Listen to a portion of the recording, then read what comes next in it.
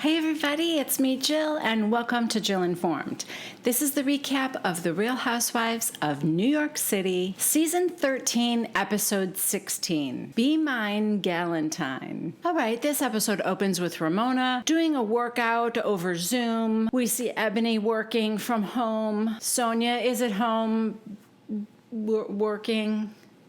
She's checking on her fish out in the koi pond, and it's snowing, or it had snowed. There's snow all over, and she's out there in like a parka with her assistant, Emma, and they're checking things out there, and then she goes to check on the fish, and she has to climb over that fencing that's around the koi pond. And so she hikes up her parka and flashes us all. I guess she's naked under there. I don't know, but you kind of see her bare butt blurred out. Only Sonia.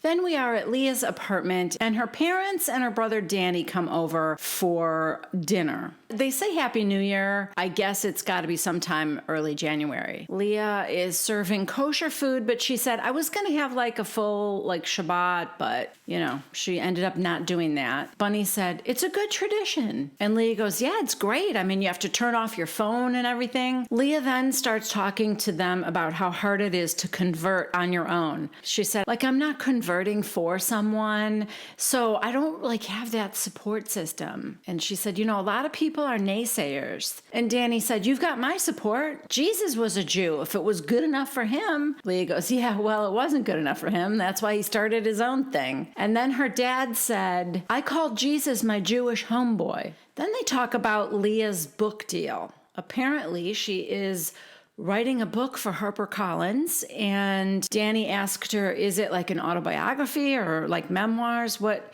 And she said, it's kind of like part memoir, part prescriptive. In her confessional, she said, it's kind of an anti-self-help book. Basically, she doesn't think she should be giving advice to anybody, but if you are interested in what she has to say, then you can find it in the book.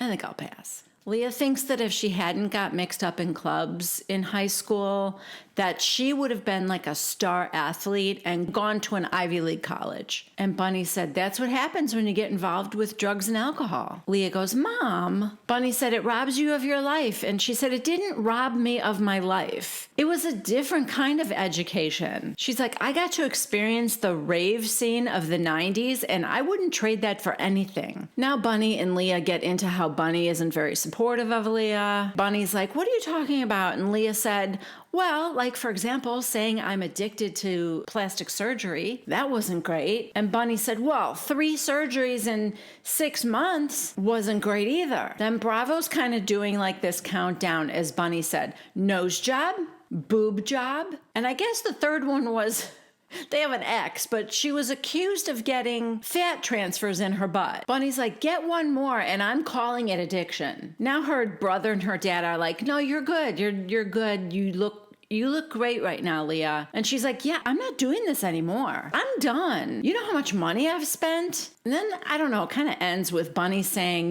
well, you've got a lot coming up and you have a lot going on, and we are behind you 100%.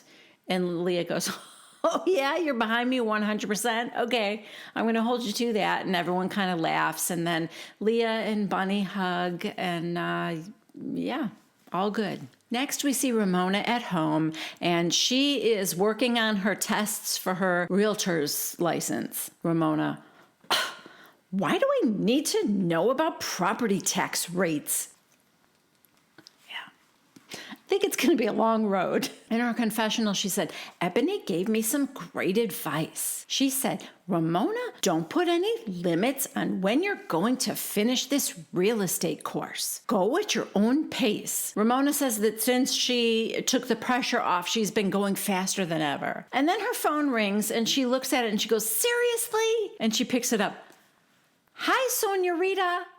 Time out. That's Luann's thing. And unless you're going to say it like, Sonia-Rita, then don't even try. Sonia said, I have some bad news. We did a test last night for COVID, and it's positive. Me and my assistant that lives here, we both have it. Ramona immediately tells her that last night she wasn't feeling that great, and she went to bed at 10 o'clock. And she said, I tested today, and it was negative. Okay.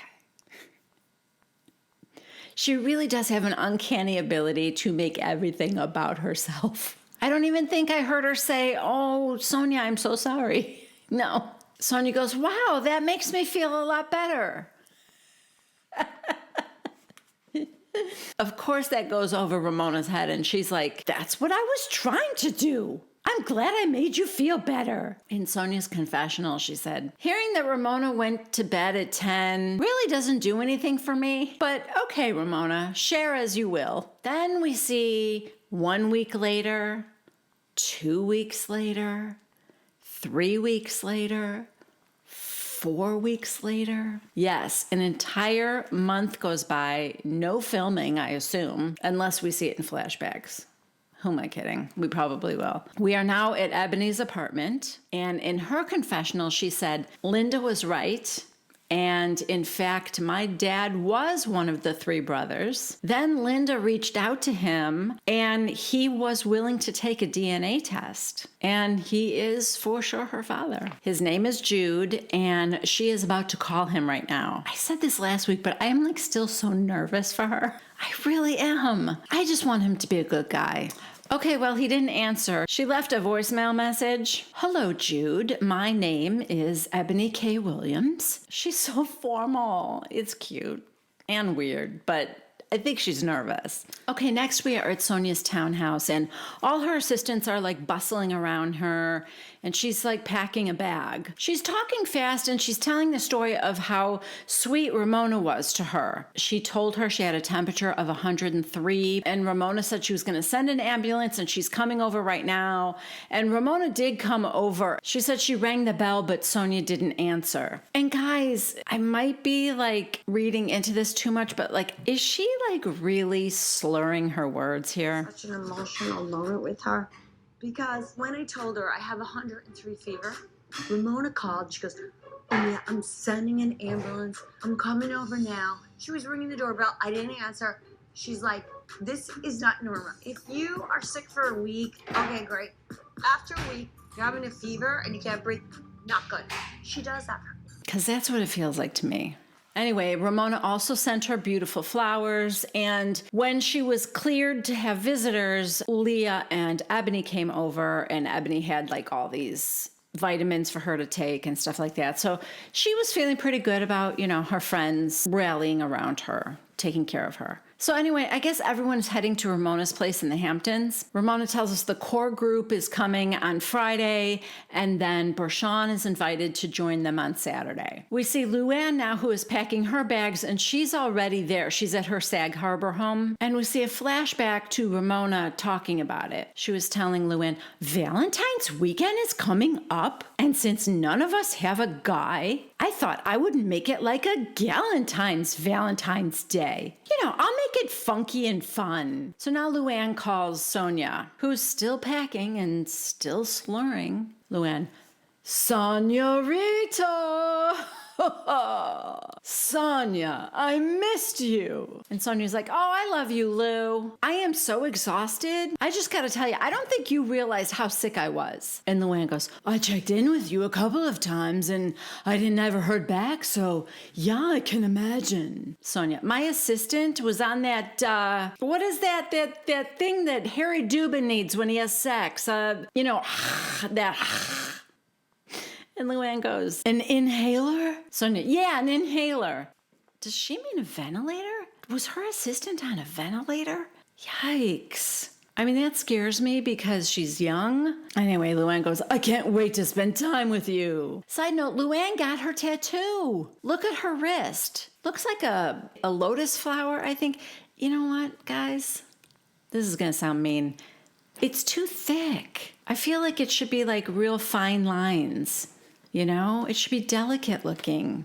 Oh, well. Anyway, Sonia's going on, and she said, "So I guess I'm going to stay in Ramona's room and sleep with her because, you know, we both have the antibodies." Luann goes, "Great, then you can share a bed with her." So they say goodbye to each other, and then and Sonia puts the phone down, and she turns to her assistants, and she said, "Oh my God, I speak so much shit about her, but I really love Lou. I do. I love Ramona too, but I just always talk so about them." Then you hear Luann, "I can fucking hear you." They laugh, and she goes back to the phone. Oh my God, I was saying how much I love you. In Luann's confessional, she goes, Sonia says she doesn't drink at home, but I don't know about that. Yeah, guys, this was kind of bad. I mean, she wasn't like falling down, but she was definitely slurring her words. Maybe she had dental surgery because there was something going on. Next, the van pulls up in front of Sonia's townhouse, and Leah and Ebony are inside. They're waiting for her to come out. They're very excited about going to the Hamptons. So she gets there, making her poor assistant, Emma, who was possibly on a ventilator a few weeks ago. At the very least, she was on an inhaler,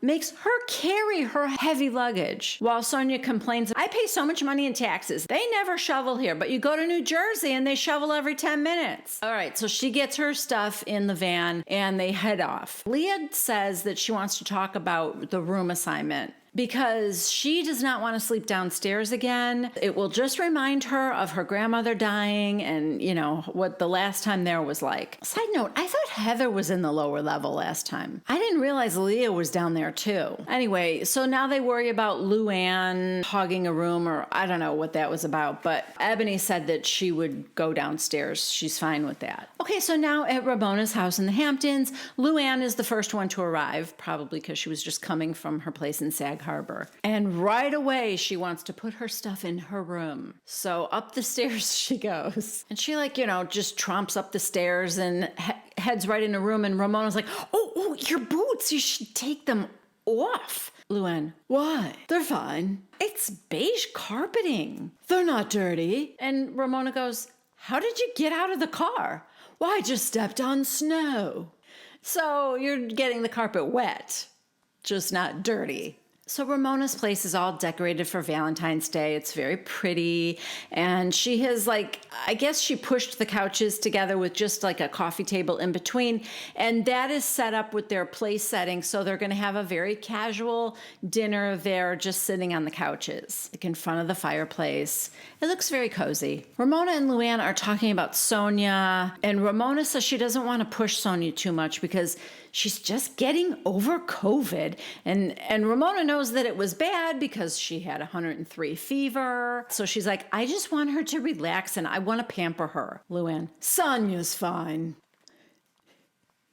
Ramona goes, are you sure? Luann, she's so fine that she was wasted when I was talking to her on the phone. Ramona goes, are you serious? Luann, I'm serious. And she thought she hung up, and I heard her say, oh, I talk so bad about Lou. I shouldn't talk like that. I was like, what? And do you know that I think I rented her townhouse for 4 months? You know, my friends from Abu Dhabi, they're renting her townhouse. I helped her rent that place more than anybody else.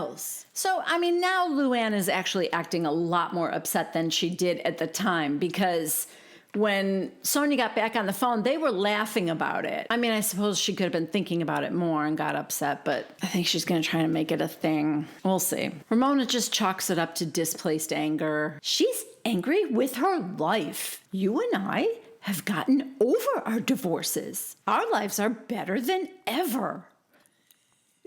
We saved money, accumulated wealth. She lost money. She's lost. We're not. Okay, so now Leah, Ebony, and Sonia pull up into the drive. In Leah's confessional, she said, I just want to enjoy it this time. I just want to enjoy the other women, get along. Last time I felt like no one got to enjoy it.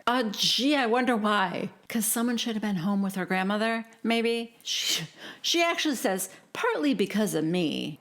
Partly? Anyway, she said she looks forward to having another chance to make things up. Leah walks in, we're here, and Ramona goes running, hugs her like they like each other. It was bizarre. In Leah's confessional, she said, Luann had a great idea to do an identity swap party, and I got assigned to be Ramona. Then we get a flashback to Leah FaceTiming Rob. It wasn't exactly Rob in person, but hey, I'll take it. So she told him that she ordered an IV stand, and she's going to write COVID blood plasma on the bag. Rob and I both at the same time went, oh my God. But seriously, guys, I cannot wait for this dinner. Ebony is wearing a Giovanni dress to be Luann. I think it's going to be funny. So the last of Sonia's bags are in Ramona's foyer, and Sonia says goodbye to the driver. Say hi to Oscar for me, she says. They're like, why did you bring all this? And she goes, I needed it. And Ramona's like, you can't carry that. Do you think that lovely gentleman could carry your bags upstairs for you? Excuse me, sir? Sonia's like, no, he can't. He's too old. In Sonia's confessional, she said, Ramona does a 20-minute plank. She can't bring a bag upstairs. I'm telling you, it would happen a lot faster with her than this guy that drove me here. So Sonia goes upstairs carrying just the light things first, and Ramona and Luann end up both carrying her heavy bag together. Luann, first she talks smack about me, now I have to carry her luggage upstairs for her. I don't know if I'm a glutton for punishment or just the best friend ever. Yeah, well, probably neither. Now Ramona and Sonia are in Ramona's room, and Sonia gets kind of funny, like emotional, and she said, I have to say something right away, because I'm going to get emotional. I've been holding a lot in, and you know that, I vented on you. I shouldn't have, and Ramona's like comforting her. In Sonia's confessional, she said, COVID made me look inward to like what's really important, and now I know I need to be there for the people I love. Sonia's like, it was so rude what I said. I'm so sorry. And Ramona's like, it's okay. I knew it wasn't about me. Yeah, how could it be about you? You're perfect. It was just displaced anger. I forgive you. So, I mean, it was sweet, I guess. As sweet as Ramona can be. Okay, next. So Ramona comes down with these like comfy sweatsuits that they're a little weird. There's a little bit of lace around the sleeves and the collar or something. Anyway, she bought one for each of the ladies to wear for Galentine's Day so they could be all comfy and cozy. And I mean, it's a sweet idea. She also had like these sticker jewels to put on their face and a feather boa for everyone. The idea was cute. Leah's like, do we have to wear that? And Ramona goes, you don't have to, but I just thought it would be funny to have us all in the same thing. And so Leah does say, okay, we should all wear it. In Ebony's confessional, she said, the outfits that Ramona got are very ugly and very cheap. But in the spirit of sisterhood, I will put it on, and my jewels, I will put them on, because we're all in this together. Now Sonia and Luann are in the kitchen eating chocolate out of a bag because Luann said, Ramona doesn't have any dessert. She asks her how she was feeling, and she says, what happened to Marriage Material Guy? Then we see a flashback to remind us of Sonia's excruciating date with jelly-spined Brad. And Sonia said, when I had COVID, he didn't even send chicken soup over. And he's Jewish. He should have known better. Not even flowers. Okay, so now we see the ladies getting ready for their Galentine's dinner. And we see the menu, and I'm looking at it. Not only does it look pretty good to me, but there are 2 desserts on there. There's red velvet cake and like a red berry tart or something like that. So I do not know what Luann was talking about when she said there's no dessert. Maybe she meant right then and there. I don't know. And they do all kind of think it's cozy. Ebony's got the little pajamas on and stuff, and she said, oh boy, look at all this. Who needs a guy when you've got a Ramona? And they're laughing, and she said, no, it's all very sweet in a romantic kind of way. Meanwhile, Luann and Sonia are in Ramona's closet looking for a scarf that can be used as a blindfold because Luann has a surprise that requires a blindfold. I'm not too scared. So in the closet, Luann decides to confront Sonia about the things that she said. I don't know if you know this, but when we were on the phone, you thought we hung up, but I was still on. Sonia's like, yeah, I know. And then she said, listen, I apologize to Ramona, and I meant to get to you next. I'm coming off my antidepressants. I'm sorry. Luann, yeah, but you can't be treating me like your punching bag. And she goes, I know. Anyway, I don't know. Luann hugs her and she said, I don't always need to vent on you. And Luann's like, and a person can only take so much. And I don't want that to happen to our friendship. So they're fine, I guess. So they're starting to eat, and the beet salad comes out first, and it's like in this stemmed glass, and the beets are heart-shaped, so it's very cute. Somebody, I think Sonia said, so where do we want to go next as a girls' trip? And Ebony said, I would love for you guys to come to New Orleans and see, because that's me, that's where I'm from. And all I can think about right now is the poor people in New Orleans and how like that hurricane on the anniversary of Katrina, that Hurricane Ida is just kind of their dead center for that again. And I don't know, I don't think it was like quite as bad, but there's probably going to be a lot of damage and a lot of flooding. If any of you guys are from the area, would you please just leave a comment and let me know how it's been for you? Okay, so now Ebony is telling the ladies who don't know already that Jude is her father, that he took the test and it's been confirmed. Oh, okay, so we're getting a flashback to, this was on the bus on the way up to the Hamptons, and she talked to her dad and she got a text message, I think from one of the sisters, saying that they're welcoming Ebony to the family, so... Yeah, I was so worried about that, but I'm really happy for her. So Leah announces that in 2021, she thinks that she needs to do something different because you three, Ramona, Sonia, and Luann, have dated extremely wealthy, and it worked out for you. How? You guys are all at a Valentine's Day meal. How did it work out for everyone? I mean, I guess it worked out for a while, or maybe it worked out in that they married and then, got alimony. Okay, so now the reason for the blindfolds is really dumb. Luann has brought a large poster-sized picture of Harry Dubin, and it's pinned the tail on Harry Dubin. And like immediately she and the server who was putting the food out, one of the caterers, is taping up this poster on Ramona's wall. And I'm sorry, if I'm Ramona, I'm like, please get that tape off my woodwork. Thank you. It's dumb. It's so dumb. And Harry Dubin, I cannot stand. I find him to be he's just an old, lecherous man who is going through the women, and I am so incredibly turned off by Harry Dubin. I don't even understand why this poster was made of him. What made Luann think of him and to do this? Oh my God. So you have to pin the lips on Harry, and whoever gets the furthest away has to kiss the picture.